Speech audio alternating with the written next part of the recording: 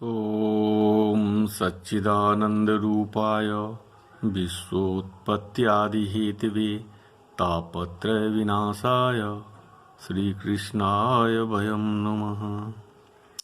मैं कमलेश झा, सहायक प्रोफेसर जूथालाल संस्कृत महाविद्यालय मझौलिया, पश्चिम चंपारण। मैं आज उपशास्त्री कक्षा के छात्रों के लिए जिनका विषय व्याकरण है उनके लिए सिद्धांत कौमुदी नामक पुस्तक पढ़ाने जा रहा हूँ, जिनका कि संज्ञा प्रकरण का प्रसंग चल रहा है। उसमें पूर्व के सूत्र उच्चैरुदात्तः निच्चैरणुदात्तः समाहारः स्वरितः यहाँ तक पिछले पाठ में पढ़ाया जा चुका है। अब उच्चैरुदात्तः निच्चैरणुदात्तः, इन सूत्रों में उच्चै का अर्थ ऊंचे स्वर में या नीचे का अर्थ नीचे स्वर में बोलना ऐसा नहीं है। अन्यथा सूक्ष्म उच्चारण तथा मौन उच्चारण में उदात्त स्वर नहीं बन पाएगा। जैसे ह्रस्व, दीर्घ और प्लुत को समझने के लिए मात्राएं लगी होती है, उसी प्रकार उदात्त, अनुदात्त और स्वरित को समझने के लिए वैदिक ग्रंथों में विशेष चिन्हों का प्रयोग किया गया है।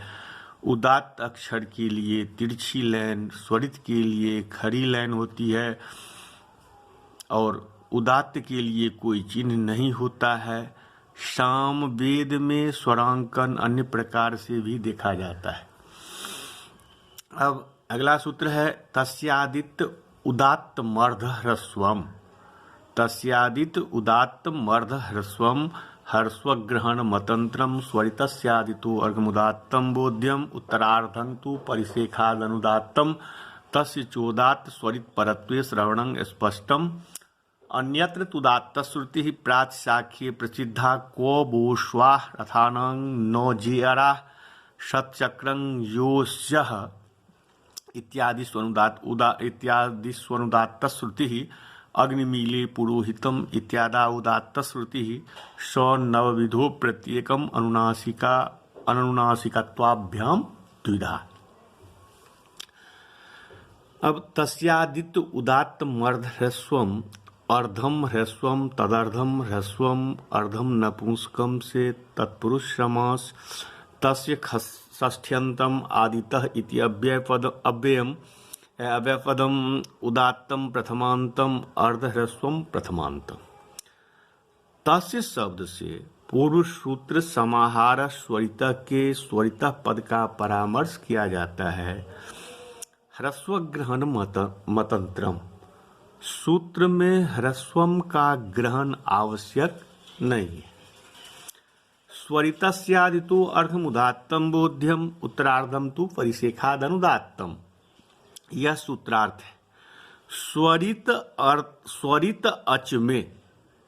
स्वरित अच में आदि से अर्धभाग उदात्त होता है, ऐसा मानना चाहिए, और शेष उत्तरार्ध तो परिशेष होने से अनुदात्त ही होता है। उत्तरार्धं तु परिशेखादनुदात्तम। स्वरित अच में आदि से अर्थात प्रारंभिक आधा भाग उदात्त हो जाने पर शेष स्वतः अनुदात्त माना जाएगा। यद्यपि शेष भाग को उदात्त करने के लिए कोई सूत्र नहीं है, तथापि परिशिष्ट को अनुदात्त ही माना जाता है, क्योंकि स्वरित में जब उदात्त और अनुदात्त का समावेश होता है तो आधे का उदात्त करने के बाद शेष का अनुदात्त होना स्पष्ट ही है।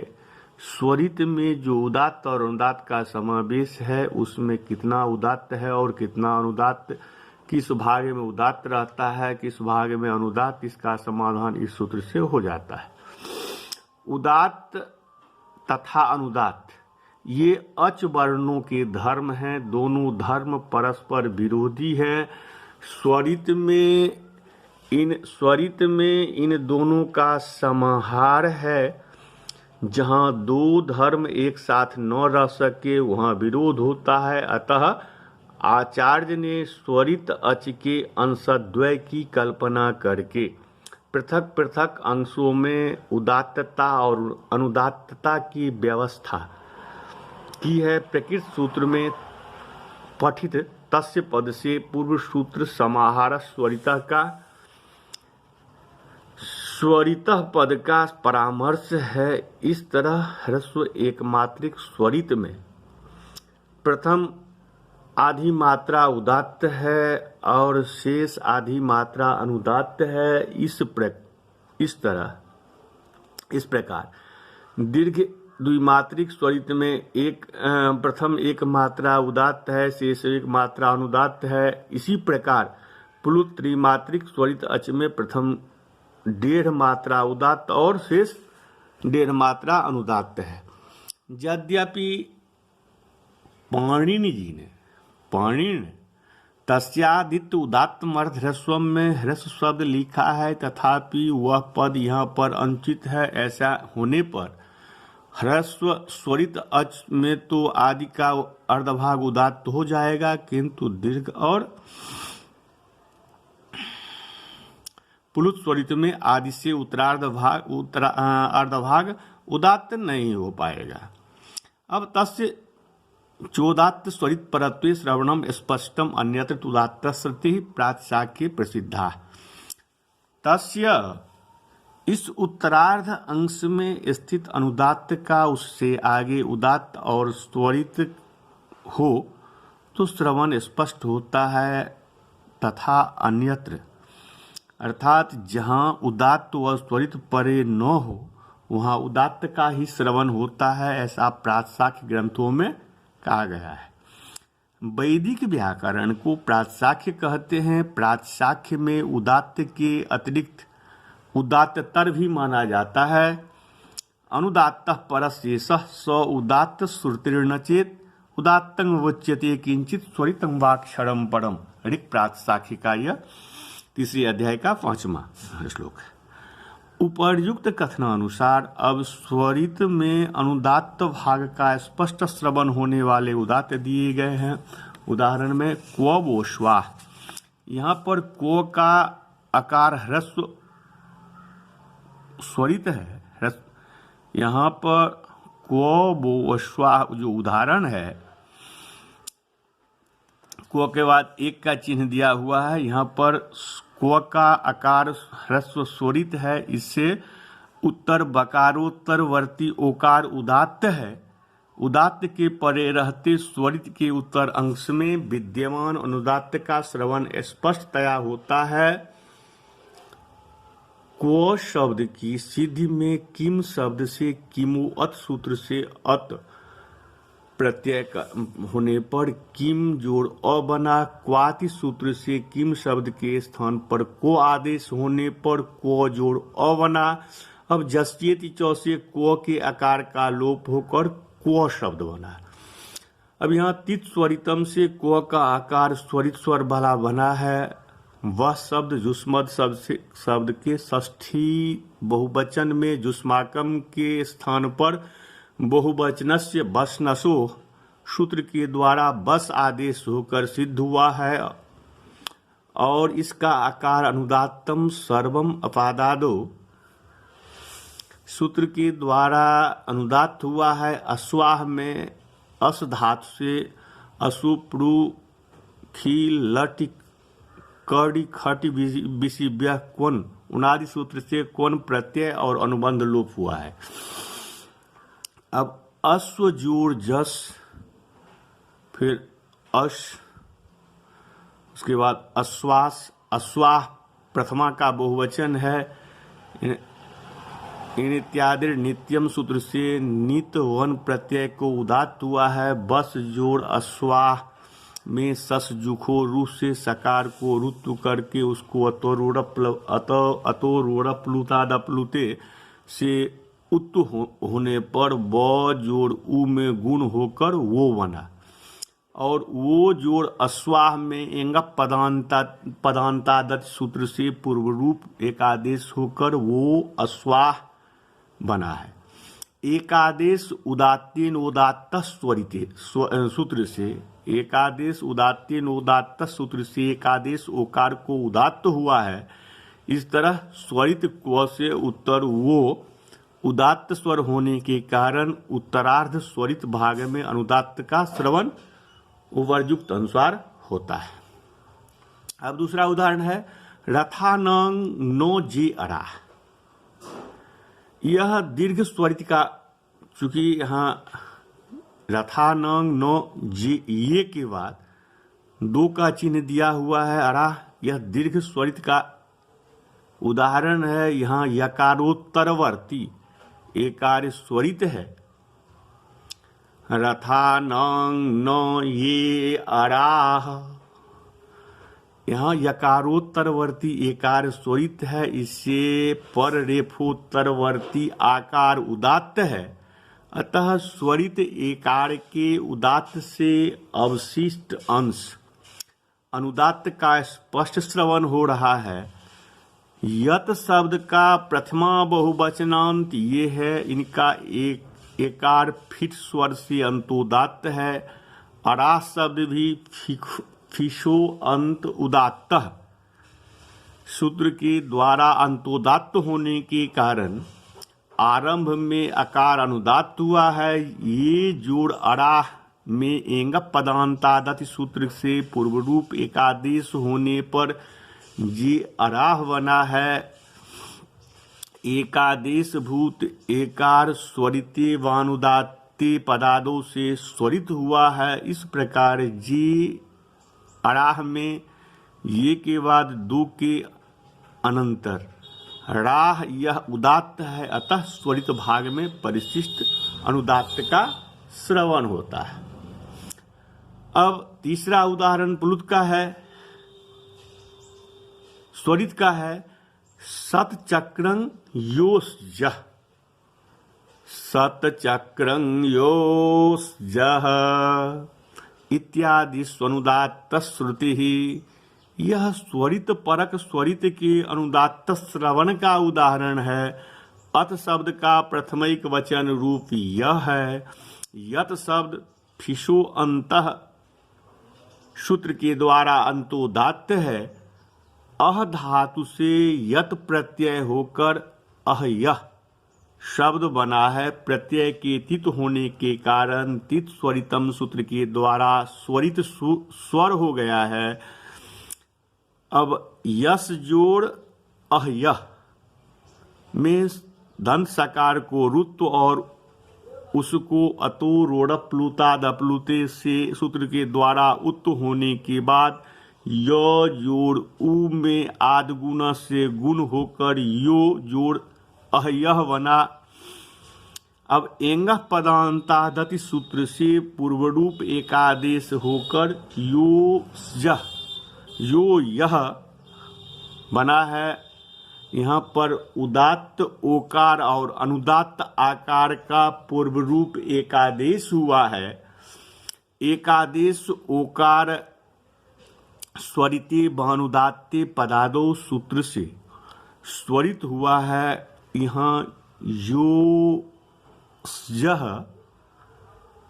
के बाद स्वरित का चिन्ह तीन का जह में स्वरित ओकार से स्वरितस जह का आकार भी स्वरित पर है। स्वरित के परे रहते ओकार स्वरित से स्वरित में उदात्त से अवशिष्ट अनुदात्त का श्रवण स्पष्ट होता है। प्लुत निर्देश करने के लिए तीन का अंक दिया गया है। अब अग्निमीले पुरोहितम इत्यादा उदात्त श्रुति। यहाँ इले क्रियापद है। इड स्तुतो धातु से लट लकार आत्मने पद उत्तम पुरुष एक वचन का है। पद पाठ में पृथक अन्वय होने के कारण तिंगंग तिंग सूत्र के द्वारा सर्वानुदात्त अर्थात दोनों अच अनुदात्त हैं। संहिता पाठ में अग्नि पद में प्रत्यय स्वर से अंतोदात्त होने के कारण इकार उदात्त और अकार अनुदात्त है। अग्निम से परे इले के इकार के अनुदात्त होने के कारण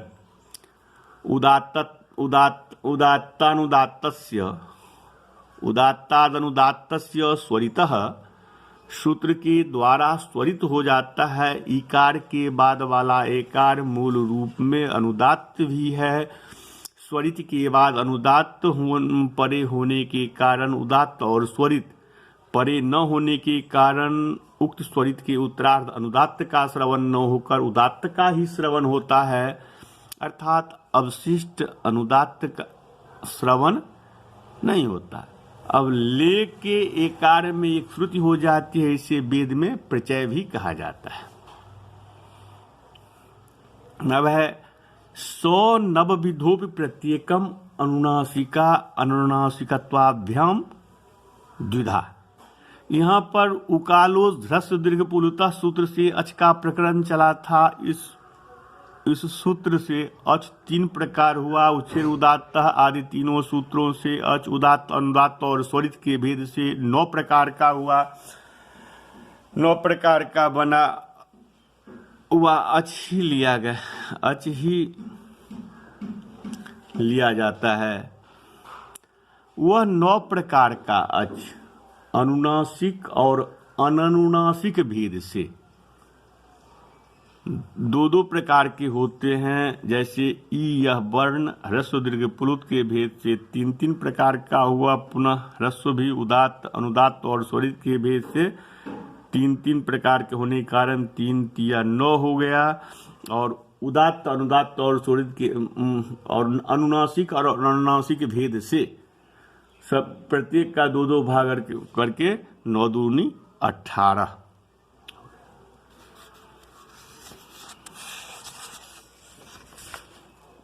अब अगला सूत्र है मुख नासिका वचनो अनुनासिका। मुख नासिका वचनो अनुनासिका मुख सहित नासिकयोच्चार्यमानो वर्णो अनुनासिक संज्ञा स्यात् तदित्थम् अ इ उ ऋ एकां वर्णानां प्रत्येकमष्टादश वेदा ऋ वर्णस्य 12 तस्य दीर्घाभावात् एचामपि 12 तेषां ह्रस्वाभावात्। अब मुख नासिका वचनो अनुनासिकः उच्यते असौ इति वचनः। मुख सहिता नासिका मुख नासिका तया वचनः उच्चारितो वर्णः स मुख नासिका वचनः तृतीया तत्पुरुष। मुख नासिका वचनः प्रथमान्तम अनुनासिका प्रथमान्तम द्विपदम इदम सूत्रम। यदि इस पद में द्वंद्व समास मान लिया जाए तो विग्रह इस प्रकार होगा मुखं च नासिका च तयोः समाहार द्वंद्वो मुखनासिकम ईषद वचनम आवचनम मुखनासिकम आवचनम जस स मुखनासिका वचनः इत द्वंद्व गर्भित बहुव्रीहि समास। अब नासिका में गया हुआ या नासिका द्वारा उच्चारित अर्थ होने के कारण नासिका के द्वारा उच्चारित अर्थ होने के कारण यहाँ अन्वर्थ संज्ञा है। वास्तव में वर्णों का उच्चारण तो मुख से ही होता है, किंतु ङ यो ण न मो आदि वर्ण और अनुनासिक अंग यंग अंग इंग उंग आदि के उच्चारण में नासिका नाक की भी सहायता चाहिए। नाक की सहायता से मुख से उच्चारित होने वाला ऐसे वर्ण अनुनासिक कहलाते हैं। जो अनुनासिक नहीं हैं वे अननुनासिक या निरनुनासिक कहलाते हैं। ह्रस्व दीर्घ प्लुत उदात्त अनुदात्त और स्वरित अनुनासिक ये अचों में रहने वाले धर्म हैं।